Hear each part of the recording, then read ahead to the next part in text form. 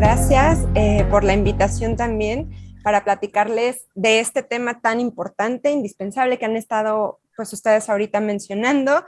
Y bueno, para mí, como ya les mencioné, es un honor estar aquí representando a Fundación en Movimiento, que ahorita les voy a hablar un poquito también de quiénes somos nosotros y por qué estamos aquí con ustedes para hablarles sobre este tema, que efectivamente sí trata sobre la personalidad de las nuevas generaciones de estudiantes, pero voy a hacer especial hincapié en tres tipos de diversidades que nos podemos encontrar en las aulas, que más adelante se las voy a mencionar, y por supuesto hablar de las habilidades socioemocionales como una herramienta para el progreso de los estudiantes que afortunadamente este tema de las habilidades socioemocionales se está haciendo cada vez mayor hincapié en que toda la sociedad comience a ver de qué manera podemos, tanto nosotros como adultos, desarrollarlas, como también ayudar a los menores de edad y a los estudiantes universitarios a que las desarrollen,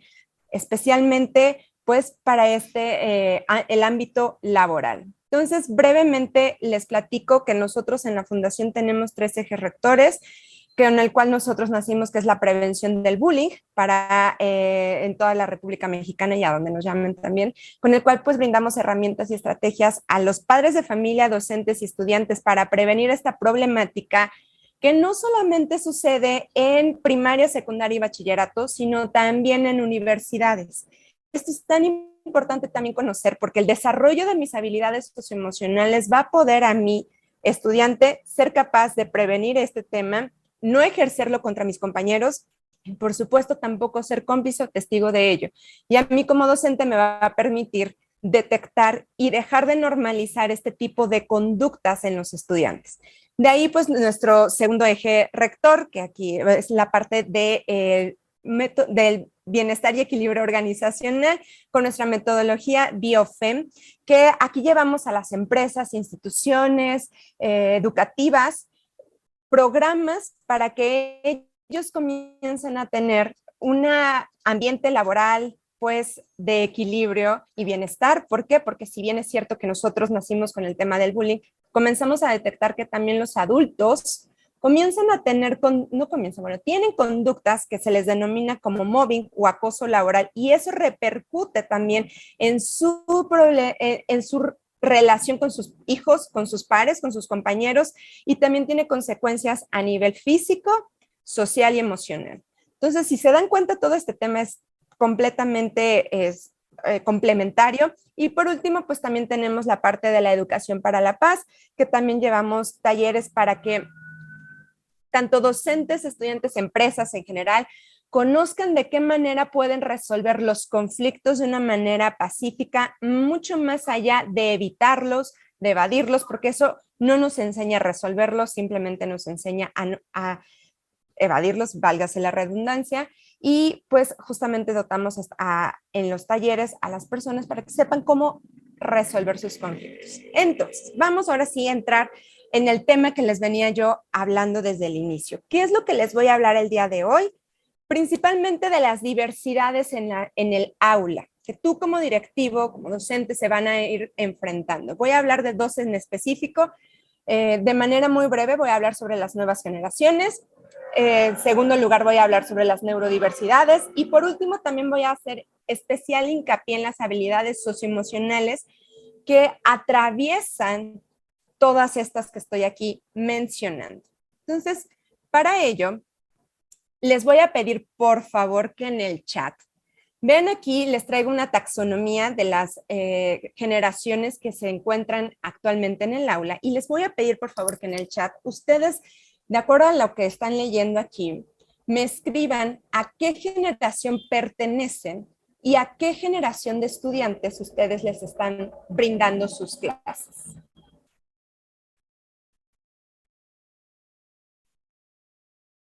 También tenemos los baby boomers, que son la generación del 46 al 64, generación X, generación millennial y generación Z, conocida actualmente como generación de cristal, que les voy a hablar un poquito sobre ellos. Ok, baby boomers, generación X, ok, dan clases a generación Y, ok, a millennials, miren, qué interesante esto. Le dan clase a la generación Z, ok, o generación de cristal, generación, ok. Fíjense que este tema que les estoy aquí mencionando y que les hago esta pequeña actividad para que ustedes me vayan compartiendo, es porque justamente es importante conocer a qué generación pertenezco, porque yo pertenezco a una generación en la cual creció, se desarrolló en una época y en una historia específica que me hizo ser como soy. Y posterior a eso, pues por supuesto mis estudiantes crecieron y se desarrollaron en una época histórica completamente diferente a la mía. Y por eso tenemos este tipo de características particulares en cada una de estas generaciones, que aquí brevemente se las pongo, ¿no? Y sí quiero hacer como un poquito mención en esta generación Z, que es la generación de cristal, que se les denomina así porque son sumamente sensibles a absolutamente todo lo que pasa en la sociedad. ¿Por qué? Como ya les venía diciendo, hay muchísimos factores. Yo les voy a mencionar uno de ellos en particular, que son las tecnologías de información, específicamente hablando de las redes sociales, que han crecido, estos estudiantes han crecido en un mundo virtual. Ellos nacieron ya cuando existían las redes sociales. A mí, por ejemplo, que yo soy generación millennial, yo crecí, claro, con que ya existía el Internet, pero las redes sociales como hoy no existían, existían otro tipo de plataformas virtuales. Pero estos estudiantes ya crecieron en un mundo que están constantemente bombardeados de información. ¿Y qué pasa? Este tipo de información, que hay muchísimas, se les presenta de una manera ni que a ustedes ni a mí se nos presentaban antes, con una facilidad que yo nada más busco cualquier tema en internet y inmediatamente me aparece información desde verdadera hasta falsa. ¿Qué tipo de información, por ejemplo, estas generaciones están creciendo con temas que antes nosotros ni hablábamos, sabíamos que existía, pero probablemente ni le poníamos un nombre, como el tema de la violencia, el bullying, ciberbullying, autoestima, emociones? Todos esos temas hoy para estos estudiantes ya es algo sumamente comprensible para ellos, y a veces a nosotros nos cuesta un poco más de trabajo pues hablar de estos temas porque crecimos cuando pues, no existía tanta información sobre esto. Y justo, claro, por esta sobreinformación, estos estudiantes llegan a ser sensibles y cuestionan absolutamente todo. Y más allá ahorita de ponernos a ver que si esto está bien o está mal, no vengo a hablarles sobre eso, sí quiero invitarte a ti a que veas que en parte todo este cuestionamiento que estos estudiantes nos hacen y esta sensibilidad que ellos tienen, nos están también a nosotros exigiéndonos que nos movamos de la zona en la que estamos y comencemos a dejar de normalizar ciertas actitudes y conductas que antes nosotros las veíamos como parte del día a día, como ejemplo claro, la violencia, que hoy, por supuesto, ni en la casa, ni en la escuela, ni en la calle, ni en ningún lugar la tendríamos que estar permitiendo, ni por supuesto en las relaciones personales. Y a veces escuchar de estos temas que siempre han existido, pero que hoy ya tienen un nombre, que antes, claro, no lo veíamos de esta manera, comienza a incomodarnos y comenzamos también pues a enfrentarnos incluso a estas nuevas generaciones. Y bueno, existen muchísimos temas que no voy a hablar ahorita sobre eso en especial, pero sí quiero presentarte esto, ¿no? Que al final de cuentas estamos todos juntos, que cada una de estas generaciones tienen tanto cosas positivas que nos puede brindar a la sociedad, como por supuesto también otro tipo de dificultades, ¿no? Y claro, pues posterior a este tipo de diversidad que encontramos en el aula, vamos a encontrar otro tipo de diversidad que se le conoce como neurodiversidades. ¿Qué son estos neurodivergentes, no? Personas neurodivergentes. Bueno, este es un término general para referirse a los individuos o a las personas que viven con autismo principalmente, pero también incluye, por ejemplo, otro tipo de problemáticas como dislexia, déficit de atención con y sin hiperactividad, y otro tipo, por supuesto, de condiciones que les llevan a estas personas a tener procesos cognitivos y emocionales diferentes, es decir, que se salen de la norma. Este término no es relativamente nuevo, fue acuñado en los años 90, cuando un grupo de activistas crearon una red internacional del autismo. ¿Para qué?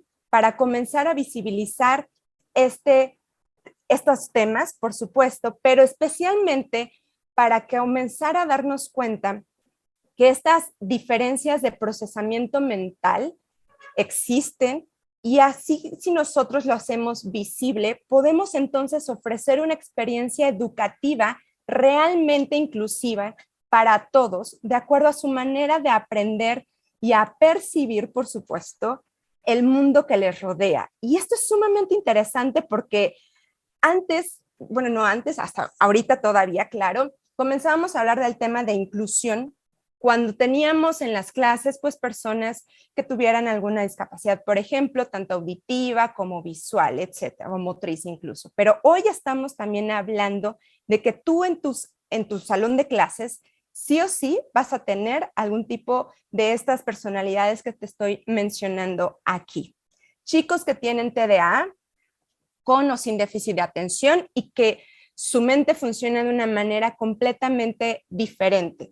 Pero marcar estas diferencias más allá de excluir y etiquetar, que lamentablemente muchas veces solemos hacer, ¿por qué? Por desconocimiento, pues es invitarte a ti a que veas que es por supuesto, una variedad que estamos teniendo, pero que al final, en los procesos, por supuesto, cognitivos y emocionales, pero que al final existe también fortalezas en cada uno de estos estudiantes, solo que muy probablemente no hemos sabido cómo explotarlas y desarrollarlas. ¿Pero por qué? Porque lo desconocemos.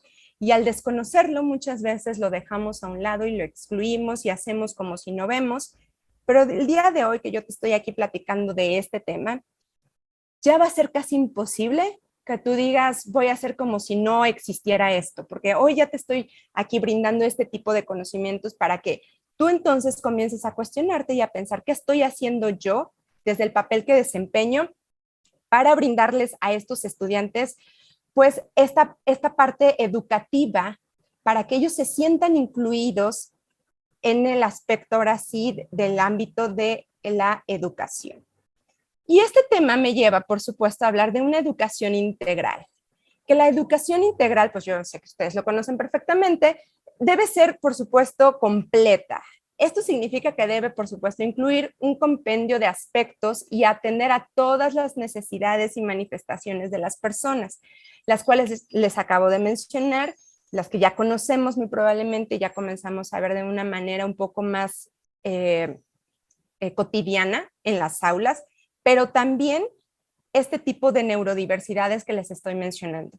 Nosotros, por ejemplo, en la Fundación trabajamos desde nivel preescolar hasta universidades con el servicio social, y nos hemos encontrado, por ejemplo, estudiantes que están dentro de las aulas de clase con sombras, que son personas adultas que están ahí cuidando y brindándoles a ellos seguridad y apoyo para que no les hagan bullying. Sin embargo, ahí hay algo que todavía está faltando, que es ver cómo los docentes que están allá enfrente comienzan también a ayudarles a moverse en este ambiente en el cual tú como docente puedas crear estrategias para también ayudarles a ellos a aprender en este mundo en el cual vivimos. Entonces, para asegurar, por supuesto, la calidad de esta experiencia educativa en un salón de clases neurodiverso, el diagnóstico es oportuno, es la clave. ¿A qué me refiero con un diagnóstico oportuno? Es decir, pues por supuesto que esto ya no va a depender tanto de ti, pero que sí las familias y que la sociedad en general comience a hablar más de estos temas, para que entonces yo como padre o madre, si tengo un hijo que veo que le cuesta trabajo aprender en clases, que por más que la maestra o el maestro le dice siéntate, no se sienta, que por más que yo como papá le digo es que siento que no me escuchas y estás viendo a no sé dónde, y más allá de etiquetarlo y decir debe ser por la edad, comenzar también a ver qué tanto no tiene alguna diversidad dentro de él que le está también impidiendo pues concentrarse de la manera en que nosotros que estamos aquí presentes nos concentramos, claro. De ahí tenemos un conocimiento de directivos y docentes, es decir, tú como docente es aquí invitarte a que te cuestiones y a que veas y te preguntes más que nada, ¿conozco de estos temas o de plano lo desconozco y qué hago? Si lo conozco, ¿qué hago? Me preparo más y veo de qué manera voy a desarrollar mejores programas educativos o de plano lo desconozco y como lo desconozco y digo, bueno, soy docente y ese trabajo les toca a ustedes psicólogos, entonces voy a seguir como si nada pasara y como dando mis clases, etcétera, etcétera. Entonces ahí es cuando justamente está bien en la parte del trabajo en equipo, con psicólogos, pedagogos, etcétera. ¿Por qué? Porque el trabajo tú como docente, claro, a lo mejor no estás preparado y como yo, por ejemplo, que soy licenciada en psicología y me he preparado mucho para brindarle a la sociedad en general lo mejor de sí mismos. Probablemente ustedes no, pero sí tienen desarrollados otro tipo de competencias que yo no tengo.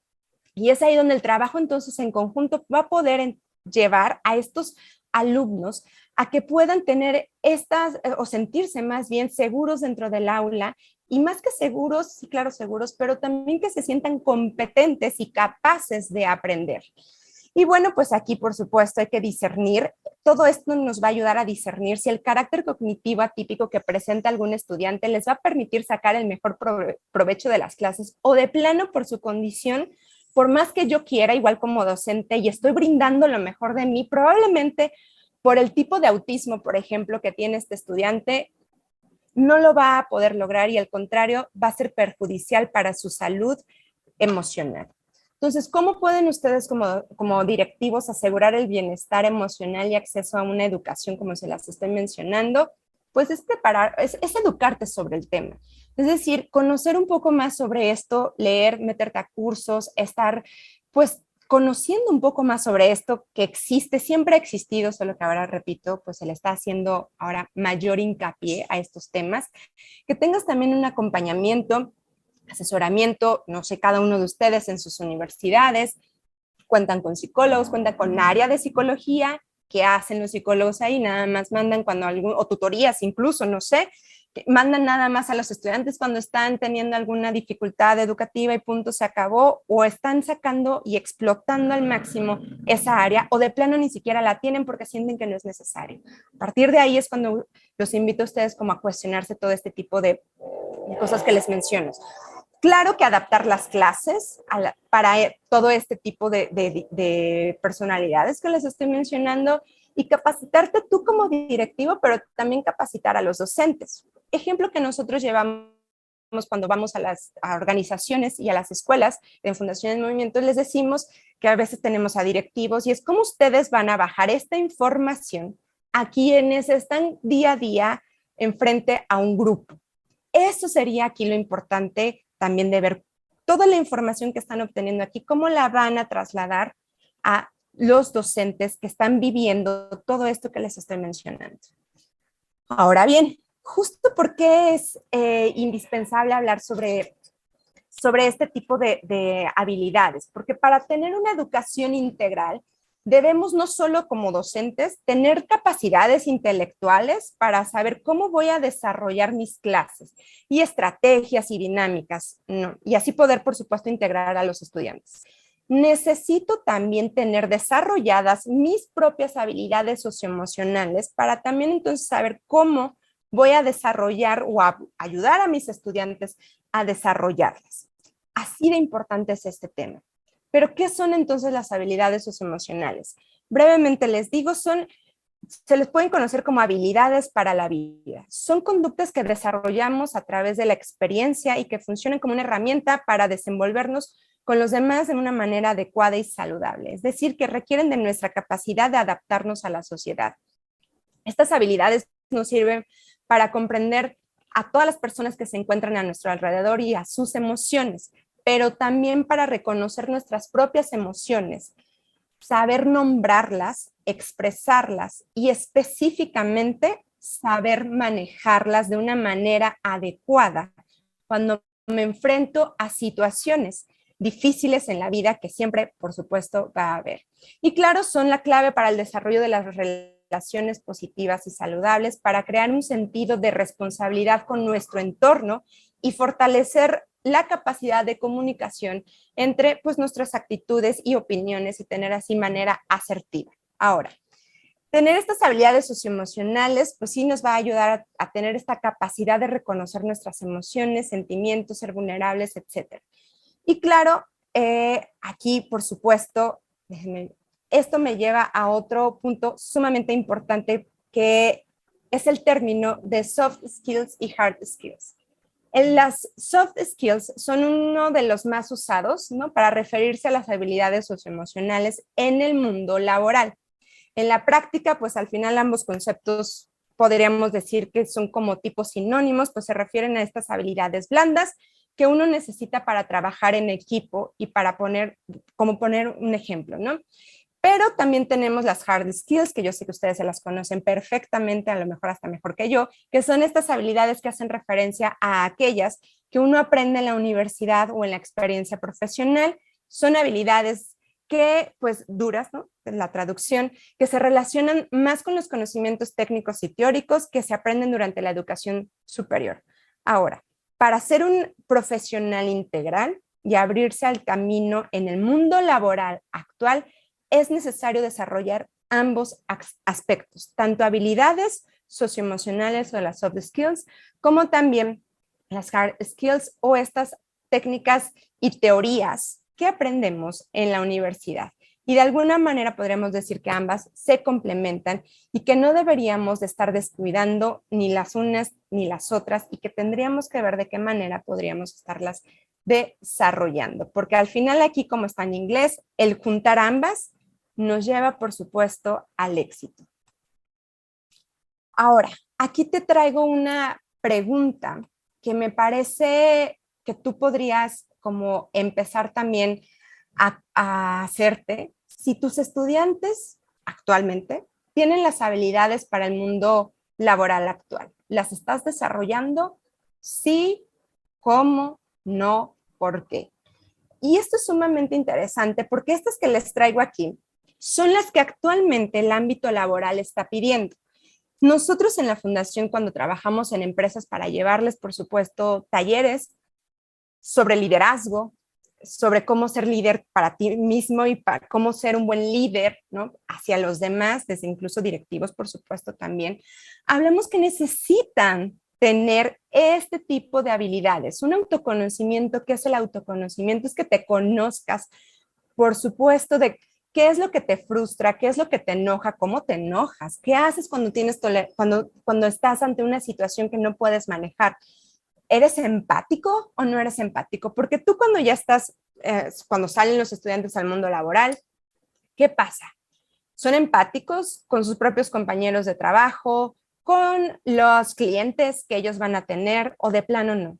¿Tienen comprensión y regulación emocional? Buscan también esta parte de la resiliencia, es decir, esta capacidad a sobreponerse a situaciones difíciles de la vida, que nunca vamos a estar, por supuesto, nunca vamos a saber. Ejemplo claro, ahorita el tema del COVID, que ha sido un tema con el cual muchos hemos sido resilientes y hay muchos otros que les ha costado todavía un poco más de trabajo tener pues una manera en la cual salir adelante por la situación específica que cada uno de ellos vivieron. Comunicación asertiva, que es lo que piden, por supuesto, que está relacionado con el trabajo en equipo, resolución pacífica de conflictos, tolerancia a la frustración y responsabilidad de mí, de lo que yo hago y, por supuesto, responsabilidad de mi entorno. Yo sé que en las universidades y ahorita como en las que ustedes están aquí presentes de esta tecnología de la información me van a decir, bueno, ¿cómo voy a poder yo desarrollar esto si a mí lo que, claro, también me interesa o cómo más, sí, cómo lo puedo relacionar? Me interesa, pues es que los chicos aprendan cuestiones de software y muchas otras más que no voy a hablar aquí porque desconozco los términos específicos para esto, pero el día de mañana, sí, claro, a lo mejor tú podrás tener estudiantes brillantes y excelentes y de puros dieces y dotados de conocimientos, pero el día de mañana que se enfrenten al ámbito laboral, ¿qué tal ellos van a poder trabajar en equipo?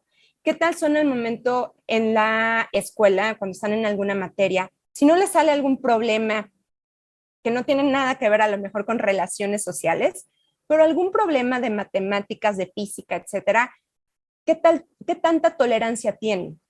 Eso justamente es la parte importante de las habilidades socioemocionales, atraviesan absolutamente todo, porque son estudiantes desde que se frustran, desde estudiantes que reprueban, desde estudiantes que sienten que no pueden salir más allá de brindar lo mejor de sí. Entonces, todo esto al final lo que están pidiendo allá afuera las empresas es que más allá de que me dotes estudiantes de conocimientos, es que me ayudes a ver de qué manera en tu escuela, en tu universidad, van a estar teniendo estas habilidades que a mí el día de mañana me van a generar, ¿qué? Pues ingresos económicos, claro que sí.